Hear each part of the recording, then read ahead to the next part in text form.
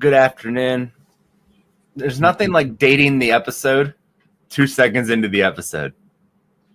Right. We are here. It is the Showboy Stream Team here to talk about Wrestlemania 40, Night 2. What some would call a wrestling event that happened. It did happen. Yeah, that is a fact. A lot of us witnessed it. How are you guys doing? Since we're dating the episode, we just got finished watching the Eclipse. That's why we're starting a little bit late. It was pretty cool. Yes, it was. It was awesome. But I'm good. I finally got the light, flickers out of my eyes. So I'm good. Yeah. Good times. It was a fun event, and just finally had time to digest it while watching that Eclipse still. It was enlightening, all of it. All right. So, but did any of you gain superpowers? I don't want to talk about it. No. Love it. No superpowers. Right. None for me either. No super strength, no flying, no Kamehameha waves, none of that. Man. So if anybody wants to know what happened on night one, we actually made a video for night one. Go find that. I don't know how to use the YouTubes. We just take over the stream, guys. I don't know how to put a box where you can click on this here and don't worry. We will start getting all this stuff figured out. But we need to get into this. I do have to work tonight, but I'm very excited. This was good stuff. I watched it last night at work, and then I had some key moments that I had to show the wife this morning. She's going to watch it on her days off. But our first match of the night, let's see if I could do this. A boom. We had Seth F. Word Rollins. Yes. Going up against the Scottish psychopath, Drew McIntyre. Or according to CM Punk, who was on commentary, the Irish psychopath. Yeah, right. Look, I loved the way this match opened. The bell rang, and within the first 3 seconds, boom, Claymore. Yes.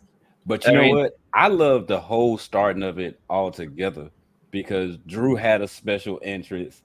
Seth had a special entrance. It made you feel like this was a big time moment, in which it was. And it was a great way to open the show. Yeah, Seth definitely found all of the rosebuds and brought them out. That he did. Really, it felt to me like a big throwback. It was the what did Michael Cole call them? I cannot remember. Because Pat McAfee had asked CM Punk did he know who they was, and Michael Cole was just like, "Ooh, I know." Yeah, it was some local group or something. It was insane. My wife, she's like, "Is this in New Orleans?" And I was like, "It might as well be at this point." Right. She hasn't seen his outfit from night one yet. Oh, she's gonna love She's it. in for a treat. Yes. But this was a great match. I loved the fact that Drew McIntyre just lived up to everything he said he was going to do. He said, "Seth, you're going to wear yourself too thin. This is going to be the easiest night of my life." In which he dropped a tweet after he hit the Claymore. Yes. Did you see what his tweet said? Yeah, at work, bored. At work and bored. Oh my gosh. Yes. Because he did get the Slammy for the social media star of the year.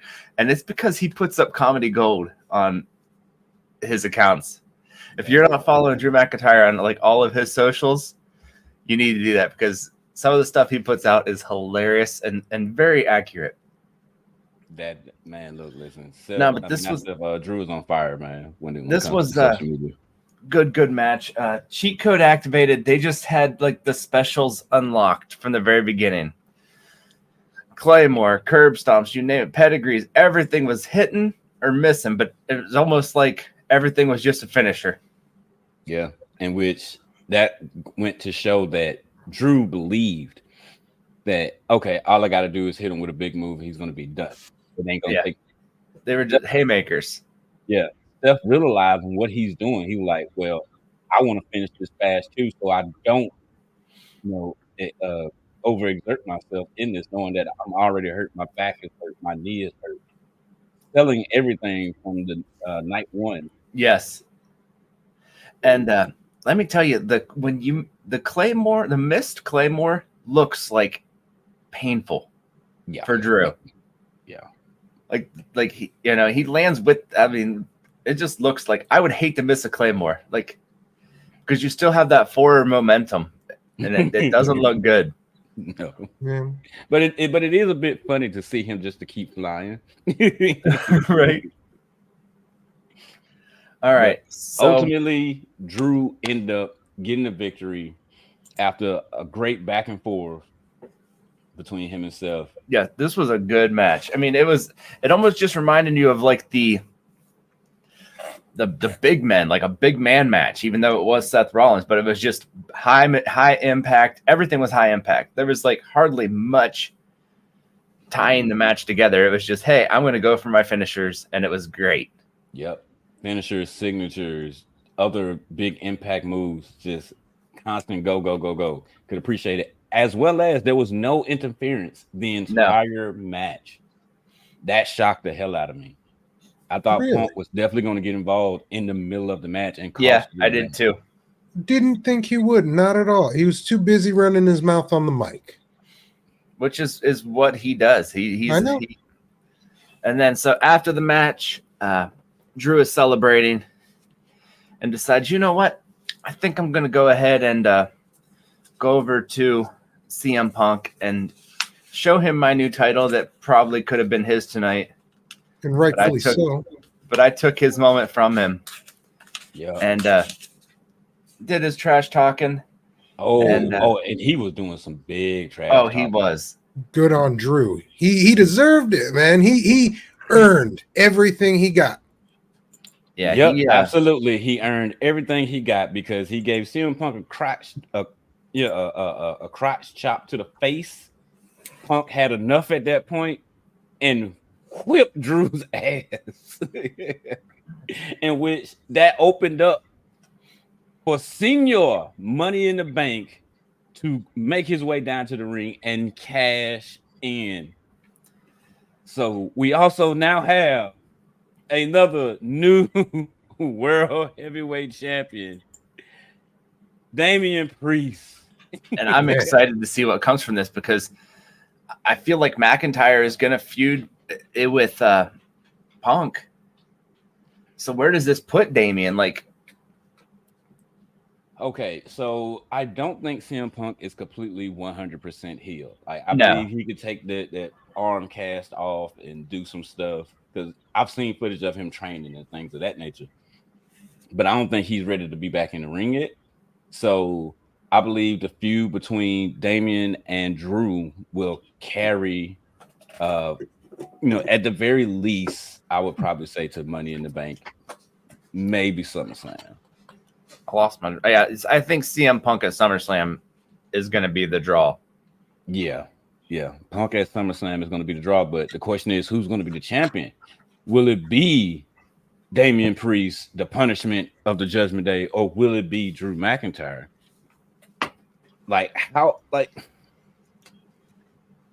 Okay, so everybody had kind of fell flat on Damian Priest even becoming a champion because he just never fit in and he just never felt like he was champion material. These past couple of weeks, I will say that they did a good job of booking him, showing off his strength and how he can get the job done easily. But it still wasn't enough for me to make me believe that Damian Priest can be a solid champion. What about you guys? I think as long as he still has the Judgment Day to help him with his stuff. I don't know that we're going to have the Judgment Day too much longer, though. Right.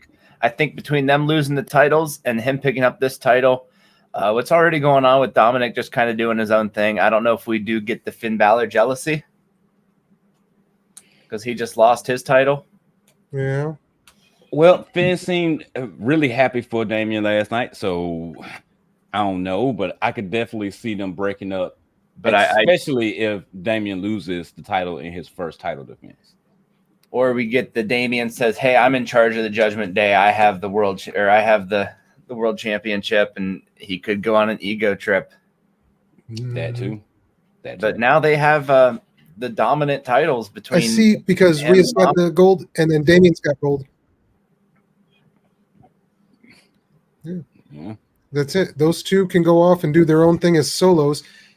In my head, you got Finn and JD forming a solid tag because they're kind of letting Finn drop back a little bit, and then you got Dom going and joining Legado del Fantasma.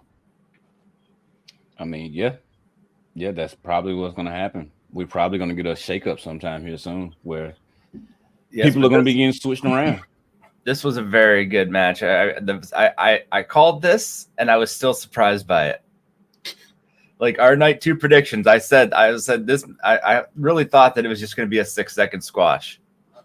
You know what? Yeah, I thought it was going to be. Well, I didn't think it was going to be a squash. Like I said, I thought Punk was going to get involved in the middle of the match, but I did think that it was going to be a short match. And I thought Damian was going to cash in. So I'm gonna go a step further, and I'm gonna double down on what I said yesterday and what I've been saying since we all had this inception. I believe that Drew's gonna take this time to take like 3-4 months and go back to Scotland and visit family, and he's gonna be under the radar because of the whole. He didn't really sign yet again. No, he hasn't. But you got to think about it. Clash at the Castle. Guess where is it going to be held at? Scotland this year. When is that playing? I want to say it's the next pay-per-view after Backlash, I believe. I want to say it's in May. So then we're looking for June. Yeah, and Backlash is May 4th. So I say Drew's taking some time off, at least 2 months if you think he's coming back for the Castle. But I say Drew's next appearance, really, other than tomorrow, he's Monday, right? Yeah. So then, other than tomorrow's appearance, tonight's appearance. Crap. Yeah. See, this is what working at night do to you guys. Like, viewers. Remember, if you're working at night, you will become discombobulated, and your days will run together. Well, the eclipse didn't help either. Yes. All hazy gray from it. All right. I'm saying tonight's his last night. He's going to be back at SummerSlam. I know that's a long time, man. Yeah, it is. I just don't know. I don't know if him just winning social media star of the year, if he's going to be able to stay off of the socials until then. Right. If Drew McIntyre goes radio silent on his social medias, I feel like then we won't expect to see him. But man, he turns his mouth a lot. So our next match of the night is let's see if I can remember their names. The Final Testament and the Prime. The Pride. Yeah. Sorry, I have Prime Energy drink in my head for some reason. Also, I just want to point out they missed the ball with naming themselves. You have the Final Testament. Why did they not change their names from Authors of Pain to the Apostles of Pain? That would work for the Final Testament. Yeah, that's true too. Maybe they don't want to get too biblical on us. Yeah, maybe they have a cross on their clothes. Not too biblical. Come on now. But to me, following that cash in, this is the perfect place to put this match because I didn't feel like the crowd was going to be in this match because I personally have seen this match too many times over the last couple weeks. I agree, but surprisingly, this match was phenomenal in my opinion. This was a new Philly street fight, and they announced before the match the special guest referee, and it was Bubba Ray Dudley. Worth it. And man, the crowd went nuts. Just, several blocks down from the ECW arena. He came out to a big pop. It was really exciting for me as an old school fan. But this match was good. the crowd was not into it. I personally think that Bubba Ray Dudley saved this match because this match, I can agree. Like I said, it's been really played out, and the Street Profits are probably one of my favorite tag teams right now, and I am not digging what they've been doing with them. Yeah, these guys right now don't mix well together. I should be posting a picture of the Street Profits right now with those tag titles, because not having them, having a tag team ladder match and not having the Street Profits in a tag team ladder match, to me, is just insane. Because it's absolutely insane. Like, not having Montez Ford in a ladder match when you have a ladder match on the card, like I feel like they need some gold, and Bobby Lashley, he needs to be in the main event picture. Yep, that's all it is to it. They need to find, like, I really do dig Karrion Kross, but they're bouncing him around too much. It's the same thing they're doing with Shinsuke. Just feud after feud. Oh, this didn't work. Now I'm going to feud with him. Oh, this didn't work. Now I'm going to feud with him. Well, no, because with Shinsuke, at least Shinsuke has some solid storytelling, and they act like the feud's actually finished. Yes. Since Karrion Kross came back, like, he's been on Bobby Lashley's ass, and like it has led nowhere.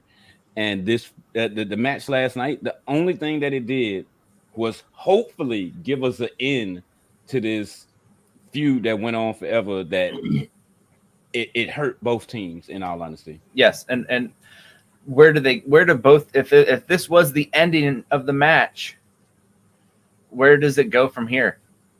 Like, where do both these teams go? We'll have to talk about that at a later time. But this match turned into Karrion Kross.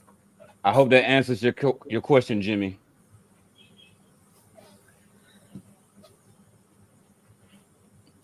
He is very much still the tribal chief. Forever. Right. I just feel like, Karrion Kross got in Bubba Ray's face. Bubba Ray put on his glasses. Oof, and transformed. You know, as soon as he did that, Karrion Kross is like, maybe I made a mistake. I don't want to deal with this. Turns around into a spear. We got the crowd service of, hey, what's that? It was right. It was Dawkins that delivered it, right? Huh? It was Dawkins that delivered the head, but yes, right? Yeah. I gotta say that spear by Lashley was seriously wicked. That was a nice spear. Lashley's got a good spear because it's like a rolling, like they roll out of it, and it looks really good. Yeah, he's perfected it. Why did they make him lose his title? Because it's storytelling. Like, it was good storytelling, but we're gonna get into that when we touch on the match, Jimmy. Trust me. All right, and Karrion Kross does get put through a table. I'm really glad that Karrion Kross took the pin here, because that does kind of show more of a finality. If either of the Offers of Pain would have taken the pin here, I feel like we'd still be watching this match. One could argue that Karrion Kross is, the leader of that team. That without the boss getting knocked out, Now, do we see a singles match between Lashley and Karrion Kross at Backlash? I hope not. I don't see it. I think this is done. This is squash now. The only thing that I need to see from them is both teams actually go somewhere and do something that actually helps uplift them. Maybe later down the line we can see them go at it again, but please, no time soon. I feel like if they wouldn't have just moved Gallows and Anderson down to NXT, like the Authors of Pain and NXT, I feel like they just had better storytelling down there. They fit in more. Yeah, they did. Without Karrion Kross leading them, I feel like they have no direction on the main roster. Right. I believe if anything that needs to happen, Paul Elderin needs to just go ahead and take over and be the front man for the Final Testament if they want to stay a faction.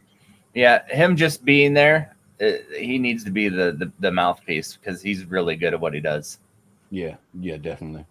But like you see the poster say, winners, the Pride. let's go ahead and get away from this. Now this right here, this was good. This was good. AJ Styles, the phenomenal, taking on LA Knight. Yeah. Bang of a match.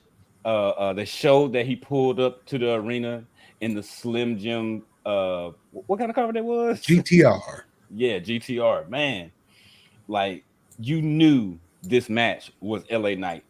Like you like there was no way he was losing this match. But by God.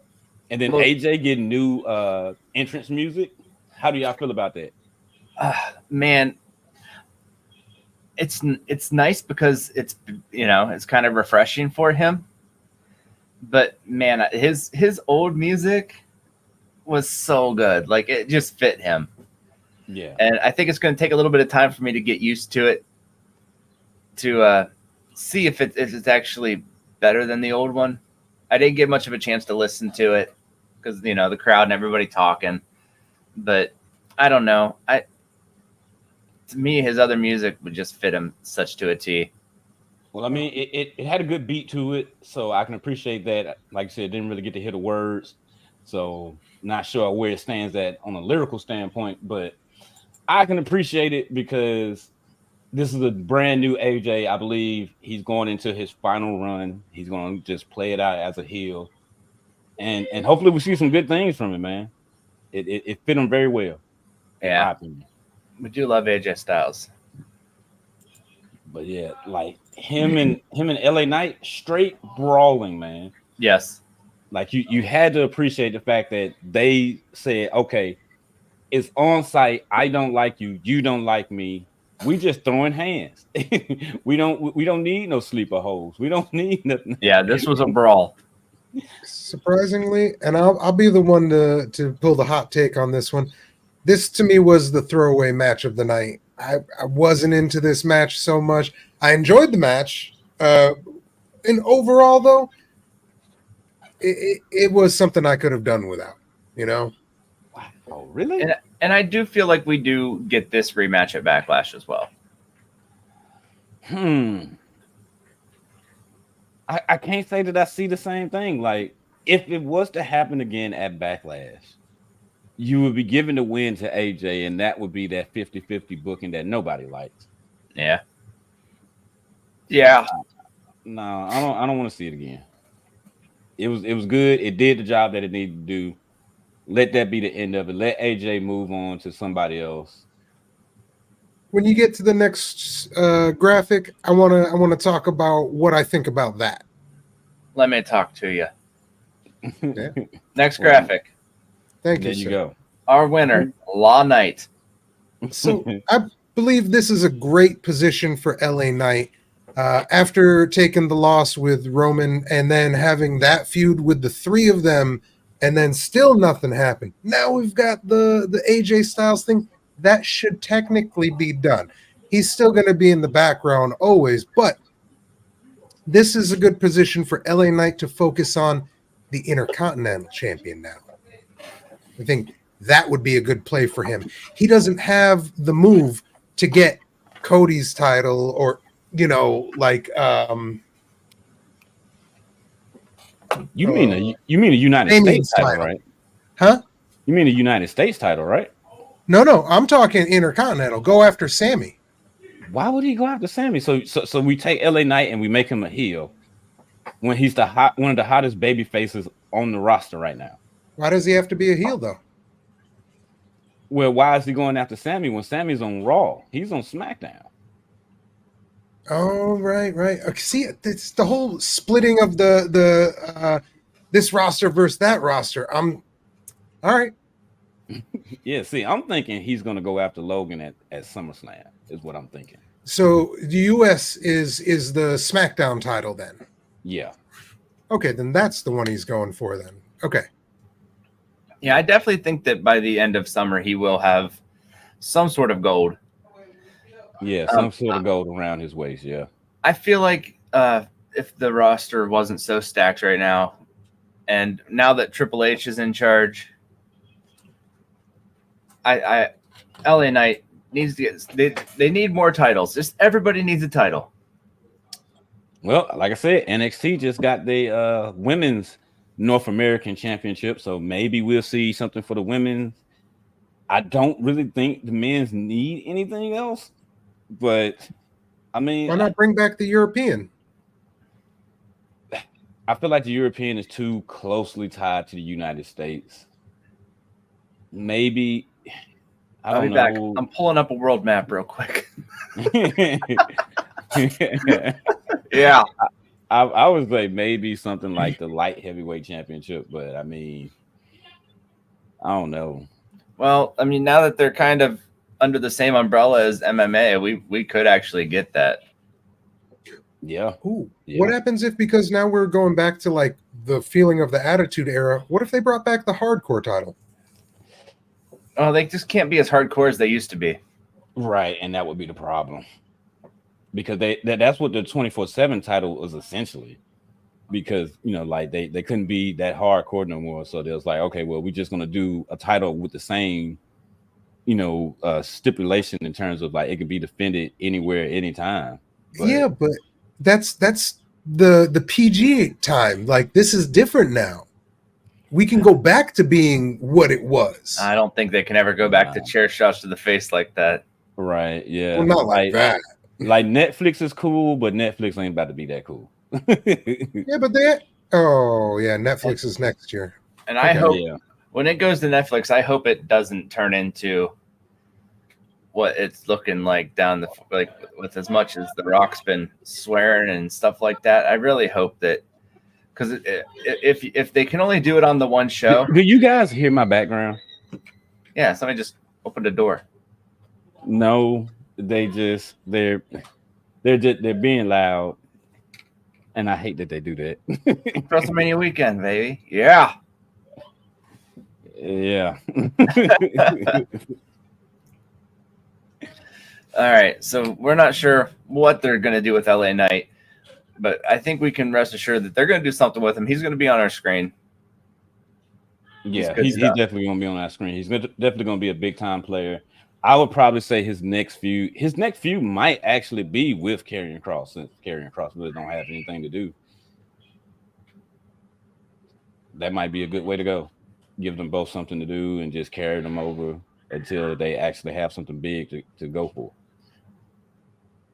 Yeah, I feel like they really dropped the ball on Karrion Kross. Yeah, they did. But next match. All right, Sid, how do you feel about this one, man? Randy Orton is my dude. I love him. I want the world for this guy. I really wanted Logan Paul to win though, because with Logan Paul as the champion, it gives Kevin Owens and Randy a chance to do something else.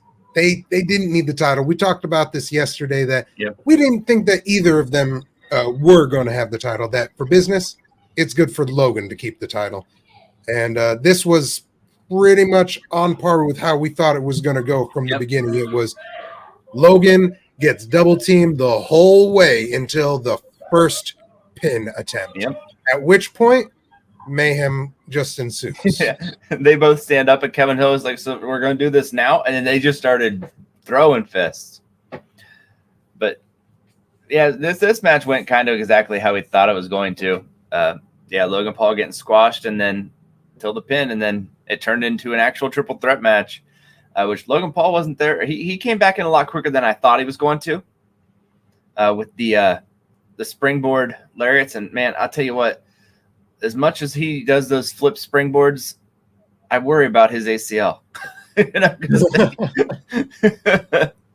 Yeah, because he hits them a little sideways sometimes. But yeah, this match, he's so athletic, man. Those springboards were crazy.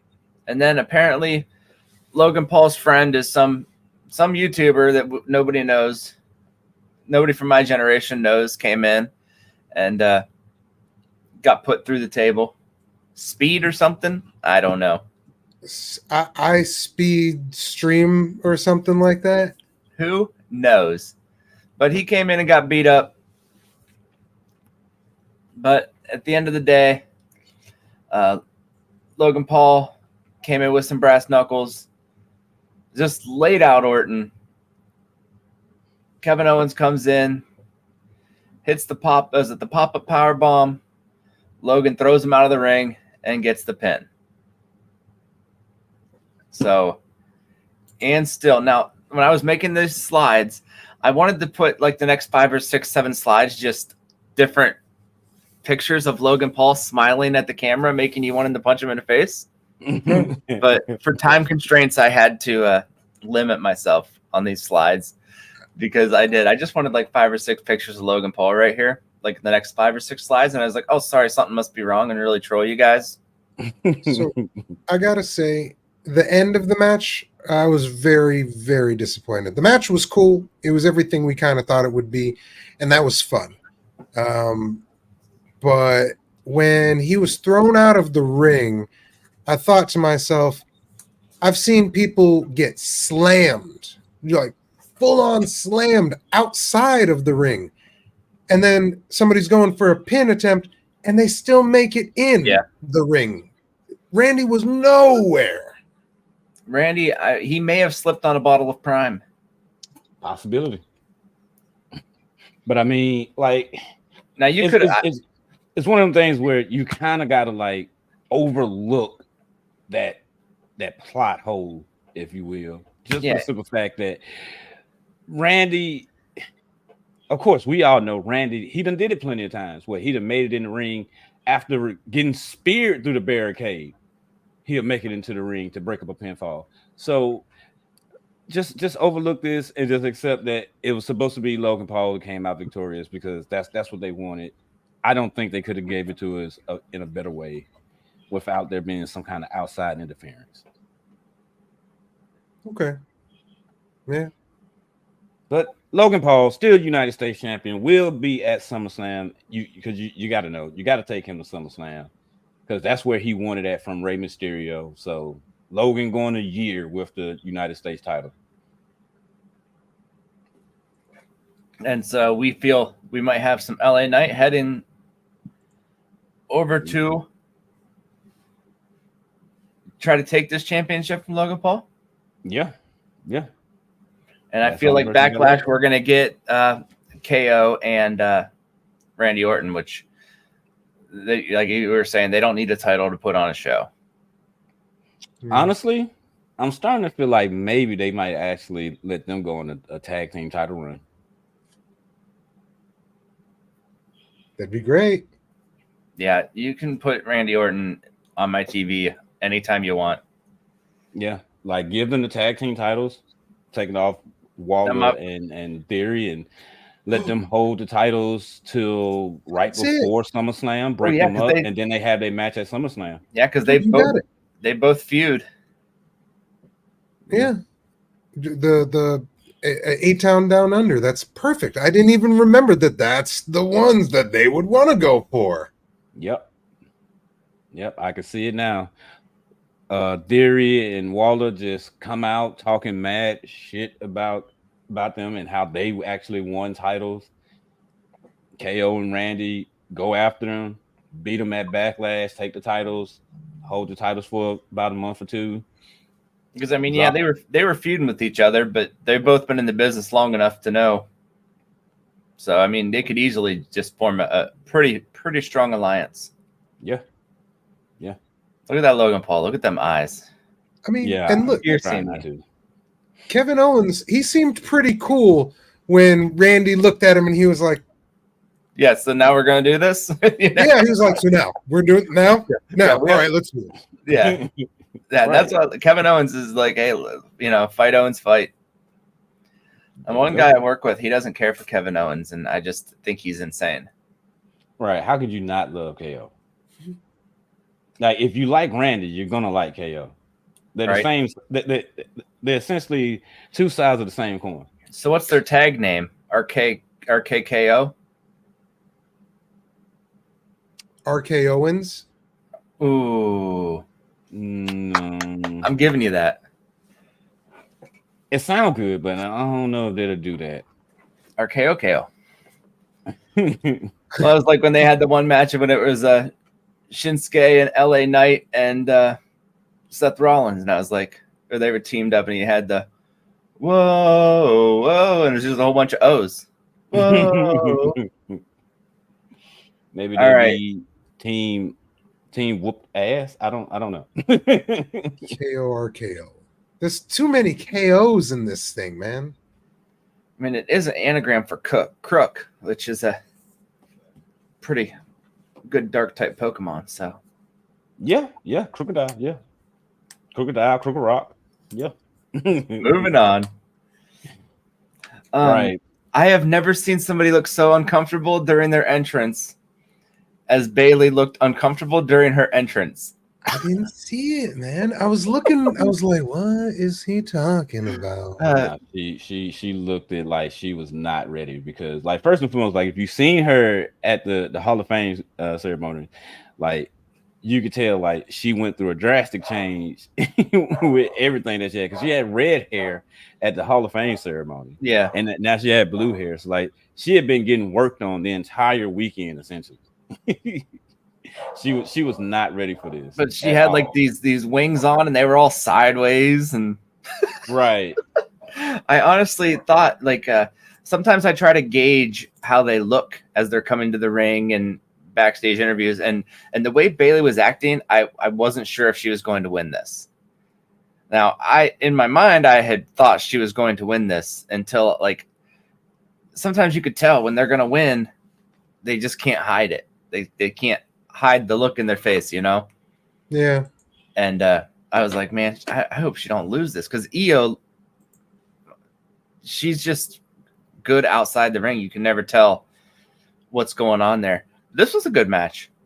Not show-stopping, but I was really glad that there was no interference. Yeah. I really thought we were... There hasn't been much interference for most of the WrestleMania events or the matches. And yeah, I really thought we were going to get the reemergence of Team Cheeks to stop Damage Control. Yeah, I thought that was going to happen. So I was really glad we didn't get this. It was a really good, clean match. But in the end, Io, when she countered the Rose Plant into that front flip, was really cool looking. And it really showed how well they are at working together and how much they understand each other because they've been a team for you know, a little over a year. And it just showed how much on the technical side they understood each other and being able to like get out of each other's moves. This was like the classic wrestling style, like the classic wrestling match of the night to me. Yeah, it was definitely a good moment match to me. But like they work well together, but it's like the chemistry was just a little bit off to me in that match. Yeah. Like it was like some spots that just wasn't, I'm not gonna say time right, because there was time right. It just didn't look like they were completely ready to actually do those spots. And so like that felt a little bit off to me. But I mean, I absolutely love the story that was being told to me by these two lovely women. And like I was saying, like the fact that nobody got in control, no damage control, no Team Cheeks, it was a big plus for me. I was like, yeah, like let them handle it themselves. Yeah, I was really happy about that. But in the end, we got the beautiful elbow drop off the top rope, throwback to the Macho Man. Oh yeah. Oh yeah. And Bailey finally has her big WrestleMania win. Yep. And it was very exciting. If you guys, we're not going to cover it here, but just go watch her interview at the press conference, and it was really good. Yeah, it really was.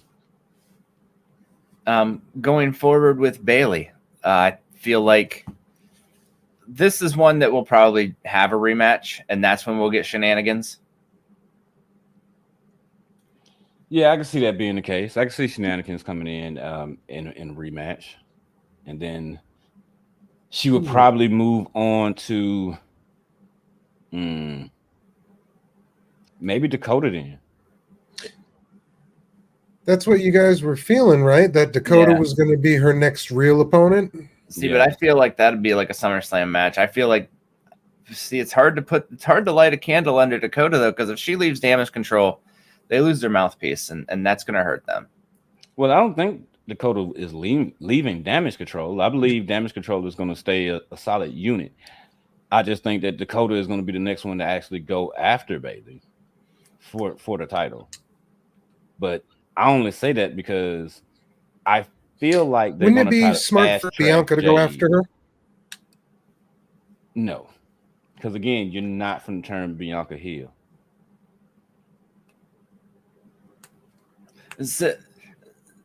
Civ doesn't see heel and face. Civ sees good wrestling matches. I see good wrestling matches and money. I'm completely with you behind that one. Like, that's one of the things that I like about AEW. Like, they don't care about playing, it has to be good guy versus bad guy. They just good matches. And we also have to worry about the ever-looming presence of just Jade Cargill has officially wrestled in the WWE. So, okay, so this is how you do what we were talking about yesterday. In my head, you got it's a good transition, several of them at the same time. You got Dakota starting the feud with Bayley after she loses the title to Bianca, because Bianca's pissed about the past stuff that happened with Damage Control, and Bayley was the head of it, so I'm coming after your title now. Once she does, Jade, the new kid on the block, wants that title, and that's how you get your heel. Now, Jade turning heel, I definitely think it's just a matter of time. Yeah. Well, that's what I'm saying. She goes after Bianca gets the title from Bayley. See, but I don't know if you need a title for that feud. Yeah, you don't need a title for...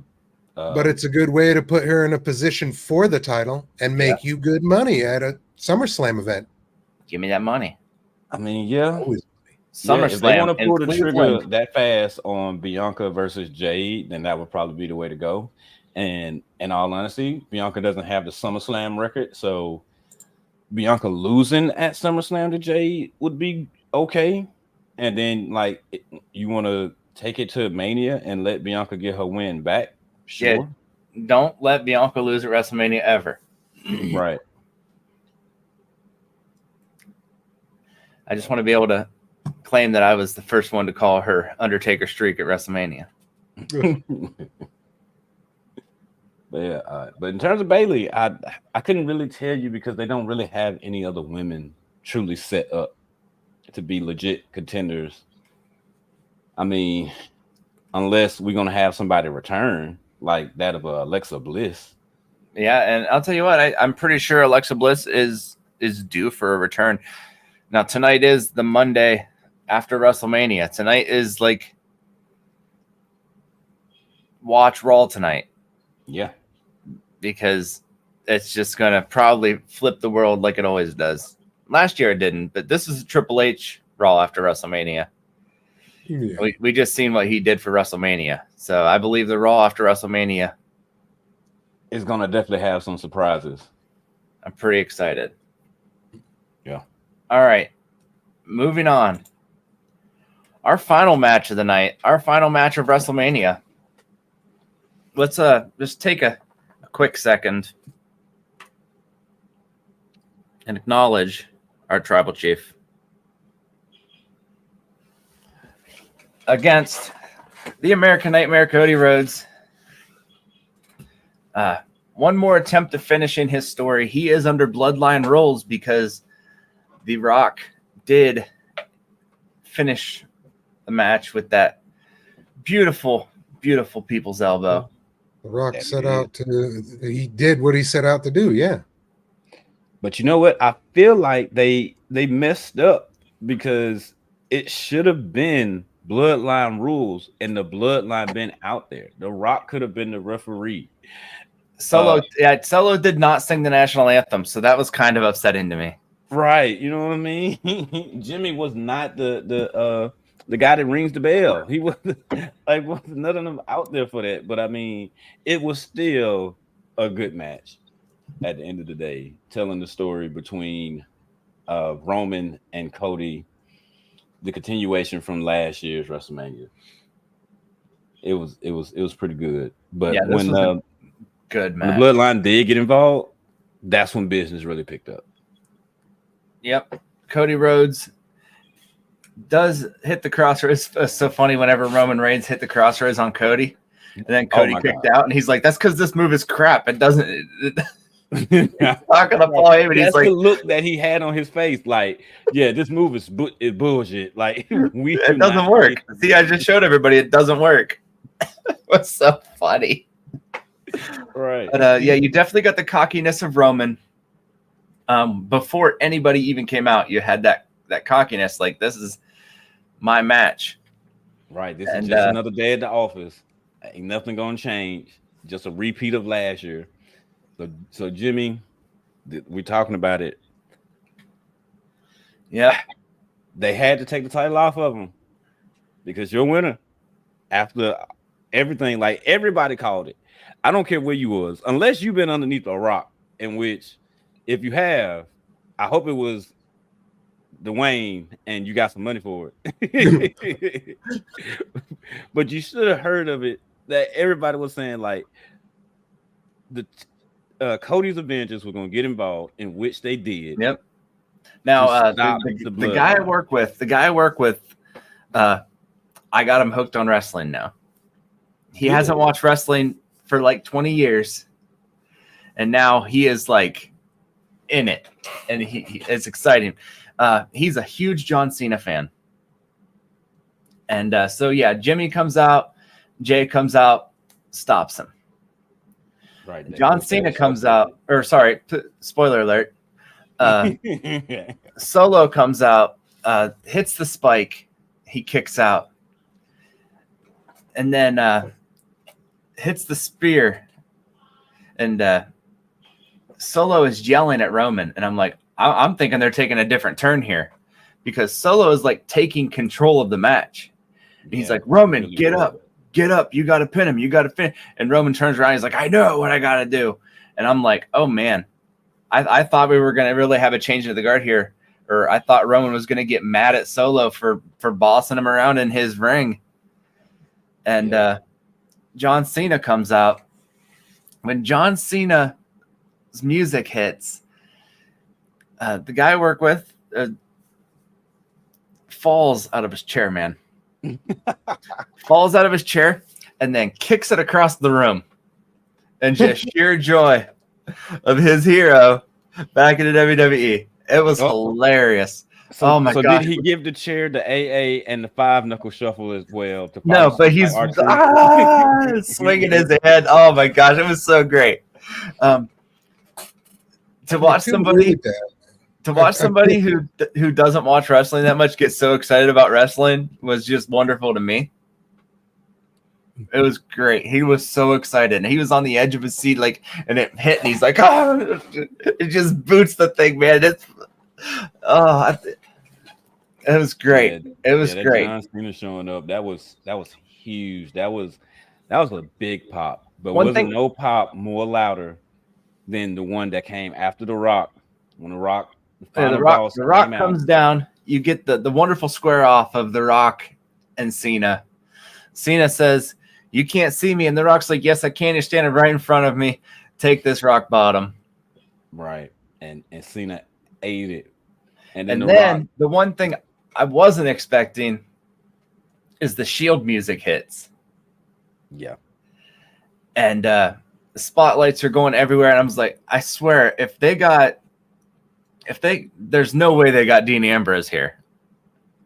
And I'm like, I knew they didn't have him. I was like, nah, they don't have.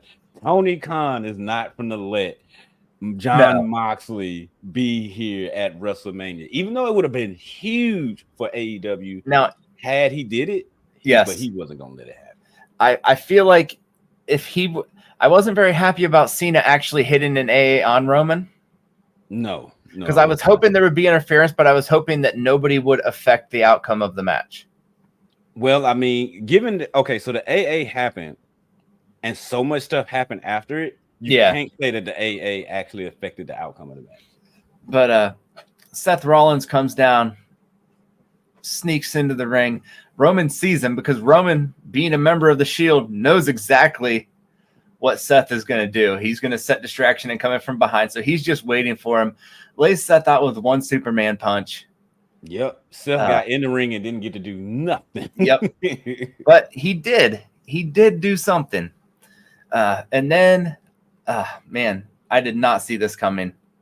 The Rock standing in the center of the ring, and the lights go out. And you hear the dong. The dong. Kumino the dong. That's gonna stick now. I mean, maybe he would approve of that name. The lights come back on, and the Undertaker, the dead man himself, standing right behind the final boss. The final boss looking up at the ramp, but not seeing on the Titantron that the Undertaker is directly behind him. I did love when he saw. Turns around, and this was one of the moments where I actually saw like visions of the old Rock, where that look on his face is, and the way that he's so Undertaker grabbing him. Yes, this was great. Yes, it was fantastic. Hits him with the choke slam and then disappears. Right, they both disappeared, even though they just Rock rolled out of the ring. Yeah. And the Undertaker climbed back under the ring, I guess, with some assistance from Hornswoggle. Probably so. But this was good. This was good. So Roman actually went back to being between Roman and Cody. Yes. Well, first, I think one of the most important things was Roman picks up a chair and he looks at Cody. And then Seth uses the last of his energy to live up to his promise of there's only one person who can be a shield for you. And to me, this was the point where Rollins lived up to what he said he was going to do. And instead of Roman hitting Cody with that chair shot, which probably would have retained him the title, Seth standing up, and he uses that one chair shot that he had to take out Seth. To me, saving Cody from this match. I mean, yeah, he was dressed in the Shield attire, but I believe it's also that play on the 10-year feud between Roman Reigns and Seth Rollins. Yep. But finally culminating in Roman's downfall. Because if you remember, while Seth and Roman was feuding over the title during his Tribal Chief run, Seth played on that aspect of the Shield. Yep. And how he always can best Roman. So it was good to see that Seth was always still in Roman's head and ultimately can screw Roman over whenever he wants to. And then we got a crossroads. And another crossroads. And another one. And a third crossroads. Cody Rhodes pins our Tribal Chief and wins the Universal Championship. And finishes his story in the process. And the crowd lost their minds. That they did. Gosh, what a match. What a match. It was a good match. It succeeded in telling the story that needed to be told and closing the book on that chapter of the Tribal Chief, as well as Cody finishing his story and finally gaining the title that he wanted. And yes, the celebration was great. Pretty much everybody who had anything to do, it's kind of like at the end of a good move or a good play where the cast comes out. Like pretty much everybody who was involved in this bloodline storyline came out. They're hoisting Cody up. Sami Zayn was out there. KO, Kevin Owens, Jordan, like just so many people were out there to celebrate and Yes. congratulate Cody in actually doing that. So now, Jimmy, to answer your question, why did they make him lose his title? Because it was time. Yes, it would have been nice to be able to have Roman beat Hogan record. Sure, why not? But he wasn't going to beat Bruno Sammartino. So what was the point? You know what I'm saying? Like it's been over 30 years since we've seen anyone touch Hogan's record. So the fact that Roman came this close, that's good enough. The story was told of the tribal chief. Now it's time to tell another story, whatever that story is going to be. We can speculate all day, but one of the things that I can tell you is Jacob Fatu has now been signed to the WWE. So it's a possibility we may get a new iteration of the bloodline. We may see Paul Heyman make the Dangerous Alliance again. It's so many ways that stuff can go, but it is time for Roman to take his well-deserved break. We're not going to see Roman again at least till SummerSlam, like in ring action. That is, like, I'm not saying like he won't be around and talk shit, but I don't think we're going to see him in the ring fighting again until SummerSlam. And I feel if they do, if Paul Heyman does write off Roman and bring in this new alliance, if we do see Roman at SummerSlam, it could be to save Cody. It's a possibility. And then if he comes back and saves Cody, Cody and Roman versus the Deadly Alliance, Roman's huge baby face. And the last time we saw him, everybody was so happy to see him lose. The thing about it is they can do anything right now. Like he finished his story, but like the second book is starting tonight. Yeah. I mean, it is. His story is starting now. And where they can get, I mean, they can do whatever they want, really. And they've got a lot of different paths they could take. Like as far as the bloodline goes, as far as Cody goes, it's gonna be insane. And I don't know. They're obviously. I think we're gonna get Cody right out of the gate on Raw. Even you got to do Cody right out of the gate. You have to. Like that's what everybody is wanting. That's what everybody is expecting. I don't think we're gonna get Cody's next feud right out of the gate. I think we're just gonna have Cody have his moment. Gonna be, maybe even like, get a new title. Yeah, I feel like that if they're gonna start. They're actually going to start the continuation of the Cody story probably on SmackDown. Yeah. But I feel like we're at least going to get him coming out and talking. And I don't think we'll get much story from there. But I don't know. Tonight's Raw is going to be jam-packed. All right. So just make sure you guys tune in for that. Beach Ball Mania. Now, if it's too insane, you might see us putting up a video to talk about the Raw after Mania. Right. If it's something that just has to be discussed. But like I wouldn't mind getting with you guys and putting out like a weekly thing. If anybody wants to see that, let us know in the comments if you guys want more of these sweet boys right here. Right. These sexy fellas on your screen, man. Yeah. Look at us. Oh my gosh. Right. Right. Just look at us. Yeah, there you go. There you go, Sil. Profile it. I don't know how cameras work, okay? Oh, I blew it. No, I did it again. Oh my god. Right. See, I'm good. I win with this one. Yeah. How do I? There we go. Hold up. Yeah, there we go.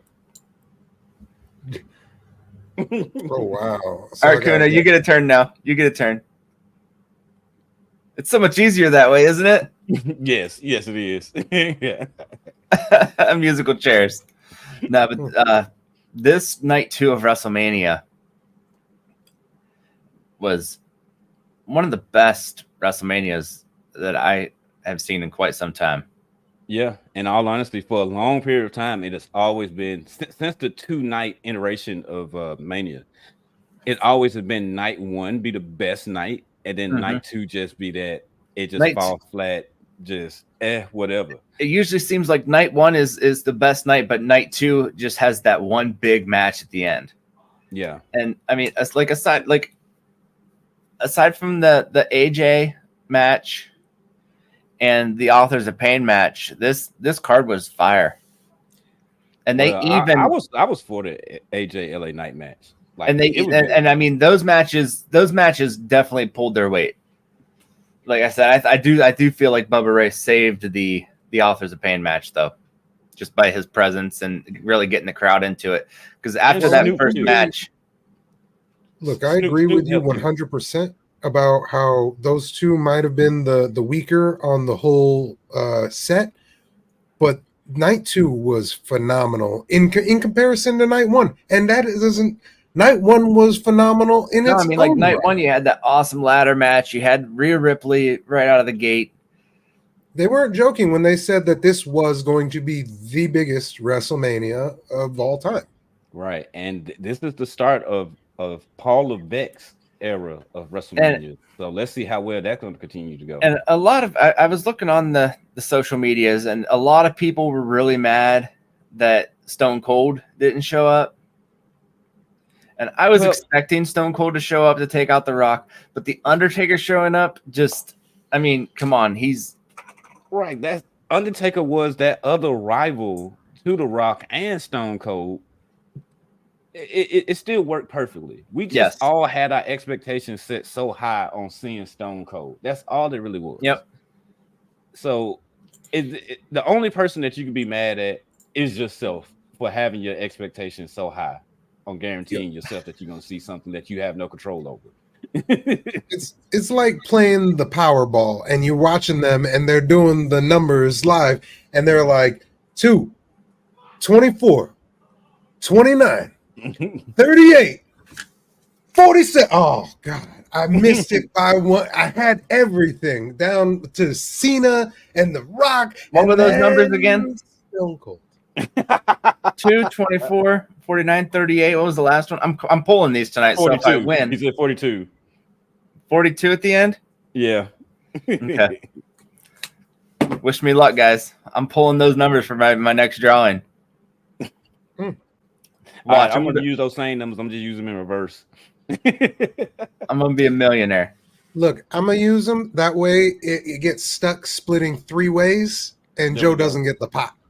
That's fair. That's fair. Right, Split pot. I'll take it.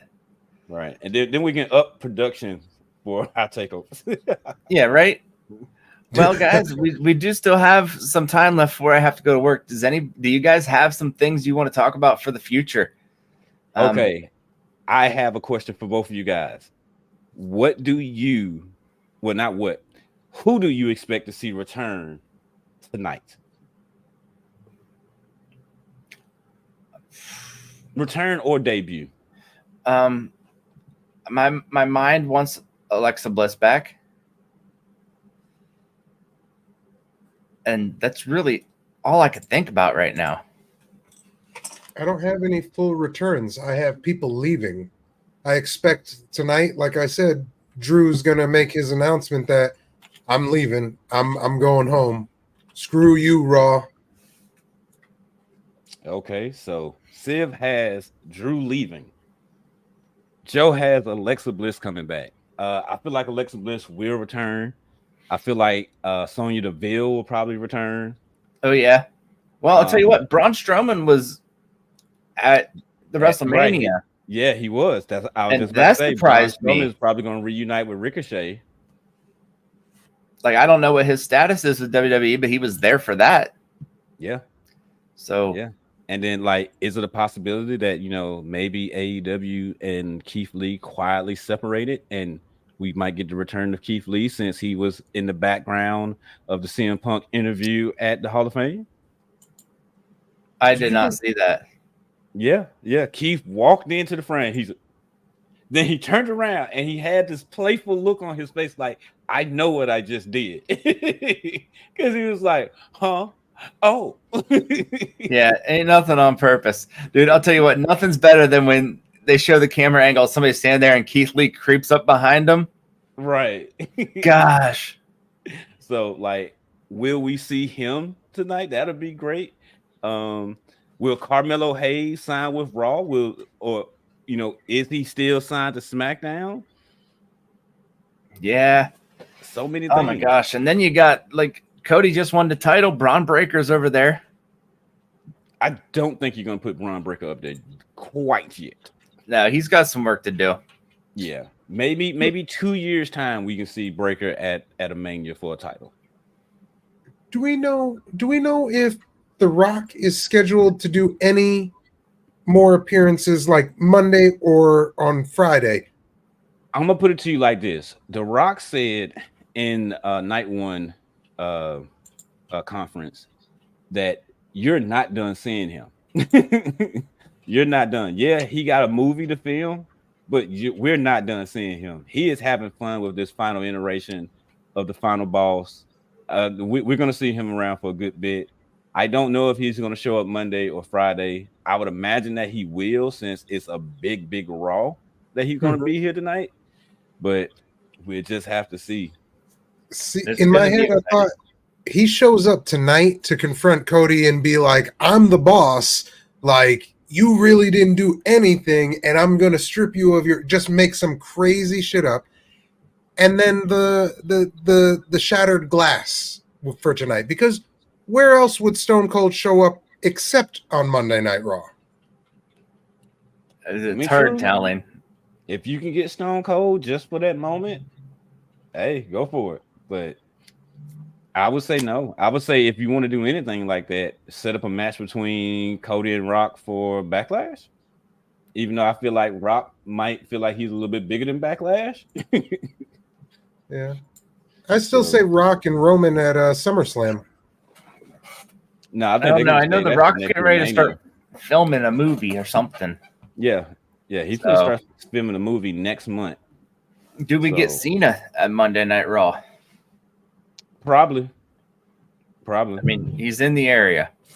Yeah, Cena coming back. Wanting to see Solo one more time. Is this WrestleMania Night 3? It used to be, man. Whenever you got to think WrestleMania or the Raw after WrestleMania used to be WrestleMania Night 2. Yeah, it did. It used to be huge. Beach Ball Mania. Oh, yeah. Speaking of Beach Ball Mania, where's Sheamus been? Oh, yeah. He could return. He's been gone for a while. I just think of him whenever he gets so mad and pop the beach balls. So if you're not familiar with this, the Raw after WrestleMania used to be Beach Ball Mania, and everybody in the audience would bring beach balls and throw them around. Right. Throw them into the ring. And so wrestlers would get really irritated by it because people aren't paying attention to what the story. Sheamus almost blew his knee out trying to pop a beach ball the one time. Right. So no, but I don't think we're gonna see beach balls anymore. I think they got beach balls banned. Yeah. From the events. So, but who knows? Somebody might try to sneak one in and try to, do something crazy like that there. No, but definitely look forward to some great surprises tonight. The return of Enzo and Cass. I mean, you know what? If that's the case, give me the return of the Velveteen Dream. Yeah, right. I would take that. I mean, they could do so much. Triple H is in charge now. Right. It's the Paul era. Right. As Stephanie said at the beginning of night 2, this is the Paul Levesque era. When she said that, I really got nervous that they were going to not let Cody get it after he did the whole trademarking of the Renaissance era. No, Triple H said in an interview that they discussed it and talked about it, and he even laughed about it with Cody because he understood why Cody did it. Because it wasn't per se a shot at Triple H in itself. It was more so a shot at the whole McMahon family for undermining the Rose family. That's what it really was about. So that's why Triple H has no problem with putting the company on Cody's back and letting Cody rock with it because he understands. Okay. But overall, what a great weekend for wrestling. Yes, it was. If you guys didn't watch the NXT Stand and Deliver, that show performed. Man, I love NXT. Yeah. It's got the. Do we get Dijak back on the main roster? Ooh, Dijak could come to the main roster. I feel like Dijak would come to Raw because with Braun over on SmackDown, I wouldn't have them both on the same show. No, I wouldn't, because they fill a pretty similar role. Yeah, and actually give us the straight up Dijak that we got now, or just even, well, I wouldn't really say the old Dominic Dijakovic. Yeah, but somewhere along that line, don't give us that T-bar shit. Right. No, but the future of wrestling is looking pretty good after WrestleMania. That it is. I'm just as an experience, this WrestleMania, I know my rating for night one was I believe a 7. Civ had his at I believe a 6. Mm-hmm. But as a whole, like as an experience, taking this whole in, this was, I mean, 9 out of 10 or a 10 out of 10 as a WrestleMania experience for me. You talking night 2? I'm just talking as a whole. Night two, man, I hate to say 10 out of 10 because I think of things I would have changed, but I'm not a booker. But man, if I have to give it, I have to go with a 9 out of 10. My heart's I'm mad at myself right now for only saying 9 out of 10. I'm gonna give night 2 itself. I'm gonna give it an 8 out of 10. Which so for overall WrestleMania for me hit at a 7 out of 10. Okay. You know what? Night 2. Yeah, I gotta agree. 8 out of 10. Night 2 because it sold the job, and like I said, like I only had one match that I just really didn't care about. But the overall experience, yeah, overall I got to stick with a 8 out of 10, 8.5 out of 10. I bump it up extra 5 points. I'll duly marked on the board there. There's no board. I'm just making that up. Right, no board at all. That's just our personal experience. The only reason I give it an 8.5 is because overall, it felt weak in some areas, and when we go back and watch it years later, we're gonna love it, we're gonna appreciate it, but you're gonna see those weak points, and you can be like, you know what, this could have been different. They could have did this, and so on and so forth. The LWO story could have unfolded a little more, or that kind of. I think the falling short of me for the entire WrestleMania was probably just the Rey Mysterio match was probably my least favorite match of the whole time. Look, like I said, the Mysterio match, the Pride match, and there was another 2. There was 2 on the first night and 2 on the second night. Yeah, you said the AJ LA Knight one. Yep, that's the other one on night 2. Those 4 matches in total could have just been pulled and put on regular shows. Yep. And you really could have condensed, like I said, you could have condensed WrestleMania to Saturday, pushed it to midnight, a little bit after midnight, and people would have still loved it. You'd have had a banger of a card. Yeah, and that would have also I think they want WrestleMania. The Jimmy J match, I felt could have used more time. Yeah, it could have used more time and less choreography. Yeah, less super kicks, more choreography, and actually telling the story. But I mean, they want to keep 2 nights of Mania solely for the simple fact because they know WrestleMania for the industry is a big thing, and it carries on along that whole week up until the next Monday. So why not have WrestleMania? Yeah, when you pack the house with 72,000 people 2 nights in a row, you sell them tickets.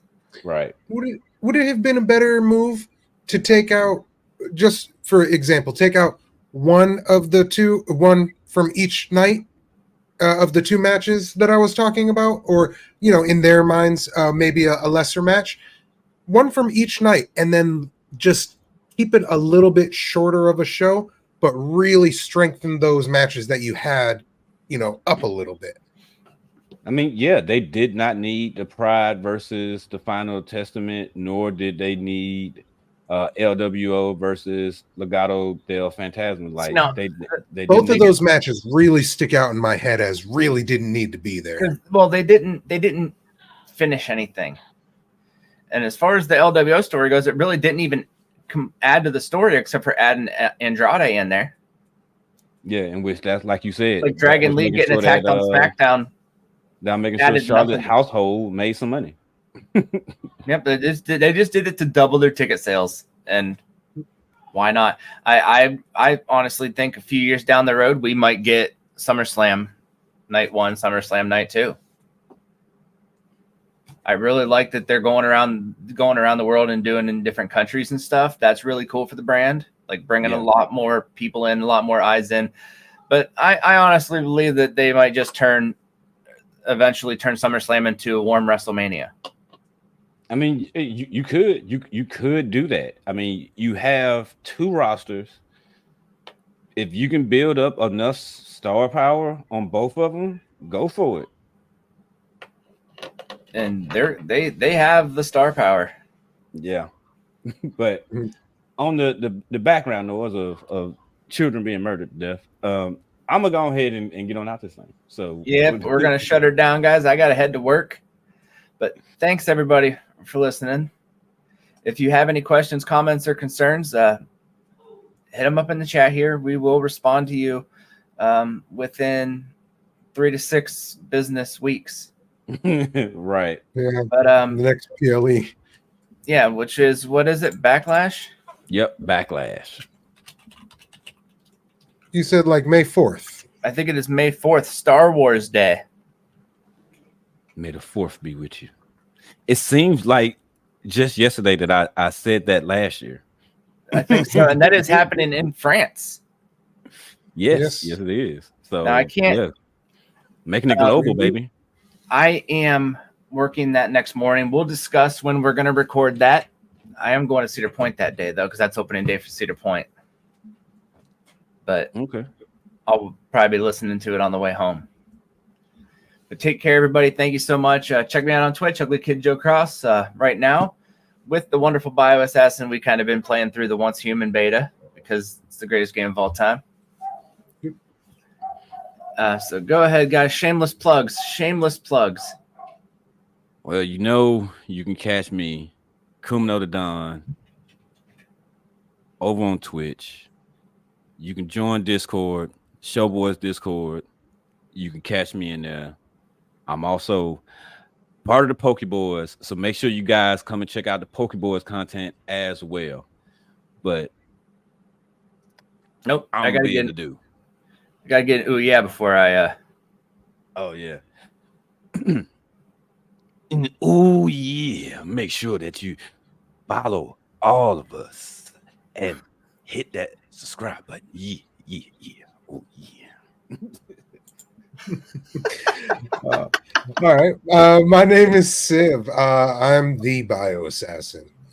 So you can find me on twitch.tv/bioassassin. I'm there every Sunday through Thursday from 6 p.m. to midnight Eastern. You can find me doing a lot of different things on there. You catch me in the Showboys Discord. If you want to yell at me, I'll yell back. We can have some fun. So there. All right, guys. Take care. Thank you so much for watching, and we will see you soon.